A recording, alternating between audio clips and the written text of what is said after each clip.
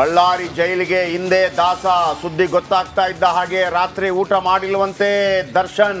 Republic ಕನ್ನಡದಿಂದ mega coverage ನಿಮ್ಮ ಮುಂದೆ.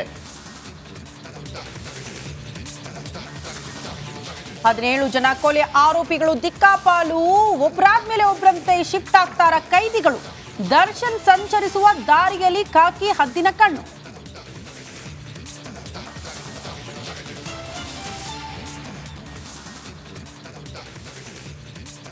ದರ್ಶನ್ ಬಳ್ಳಾರಿಗೆ ಸುದ್ದಿ ಕೇಳಿ ಪವಿತ್ರಾಗೆ ಆಘಾತ. ಇನ್ಮೇಲೆ ಸುಬ್ಬನನ್ನ ಭೇಟಿಯಾಗಲು ಸುಬ್ಬಿಗೆ ಸಂಕಷ್ಟ.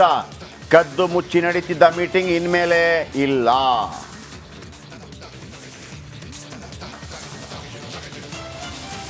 ಇಂದಿಗೆ ಕೊಲೆ ಆರೋಪಿಗಳ ನ್ಯಾಯಾಂಗ ಬಂಧನ ಅಂತ್ಯ. ವಿಡಿಯೋ ಕಾನ್ಫರೆನ್ಸ್ ಮೂಲಕ ನ್ಯಾಯಾಧೀಶರ ಮುಂದೆ ಹಾಜರು, ಬಳಿಕ ಬೇರೆ ಜೈಲಿಗೆ ಶಿಫ್ಟ್.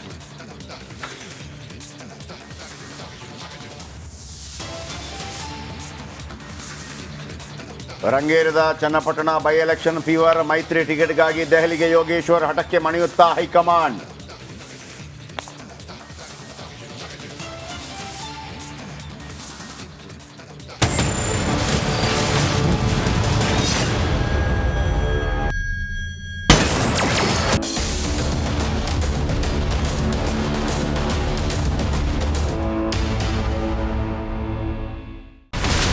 ಇಲ್ಲಿರುವಂತ ಈ ಒಂದು ಗುಡ್ಡ ಕುಸಿದ ಪರಿಣಾಮ ಯಾವ ರೀತಿಯಾಗಿತ್ತು ಅಂತಂದ್ರೆ, ಗಂಗಾವಳಿ ನದಿ ಪಕ್ಕದಲ್ಲಿರುವಂತಹ ಉಳುವರ ಎನ್ನುವ ಗ್ರಾಮ ಸಂಪೂರ್ಣವಾಗಿ ಇವತ್ತು ನಾಶ ಆಗಿದೆ.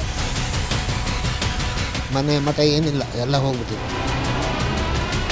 ಇವತ್ತು ರಿಪಬ್ಲಿಕ್ ಕನ್ನಡ ಮಾಡಿದಂತಹ ಒಂದು ವರದಿಯಿಂದಾಗಿ ಎಚ್ಚೆತ್ತುಕೊಳ್ಳುವಂತ ಕೆಲಸ ಸರ್ಕಾರ ಮಾಡಿದೆ, ಸಚಿವರು ಕೂಡ ಮಾಡಿದ್ದಾರೆ. 2 ಗಂಟೆಗೆ ಸುದ್ದಿ ಮೂಡಿಸಿದ್ದು 6 ಗಂಟೆಗೆ ಎಲ್ಲ ಸಚಿವರು ಮಿನಿಸ್ಟರ್ ಎಲ್ಲ ಬಂದು ಇಲ್ಲಿ ನೋಡೋಗಿದ್ದಾರೆ.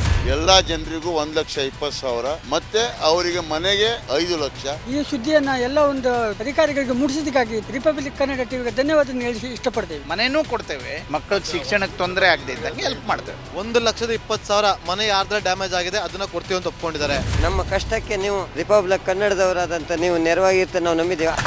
ಅವರಿಗೆ ಸೂರನ್ನ ಕಲ್ಪಿಸಿಕೊಡೋವರೆಗೂ ಕೂಡ ರಿಪಬ್ಲಿಕ್ ಕನ್ನಡ ಅವರಿಗೆ ಧ್ವನಿಯಾಗಿ ನಿಲ್ಲುವಂತ ಕೆಲಸವನ್ನ ಮಾಡುತ್ತೆ.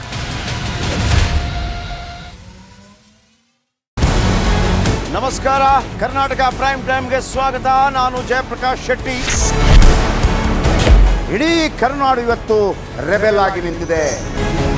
ಈ ಹಗರಣಗಳನ್ನು ಸದನದಲ್ಲಿ ಪ್ರಸ್ತಾಪ ಮಾಡಲು ಕೂಡ ಕಾಂಗ್ರೆಸ್ ಹಿಂದೇಟು ಹಾಕಿದ್ದೇಕೆ? ನಿಮ್ಗೆ ಸಂಬಳ ಅದಕ್ಕೆ, ನಿಮಗೆ ವಾಹನ ಅದಕ್ಕೆ, ನಿಮಗೆ ವೆಪನ್ ಅದಕ್ಕೆ, ನೀವು ಅದನ್ನು ಸೆರೆ ಹಿಡಬೇಕಾಗಿತ್ತು.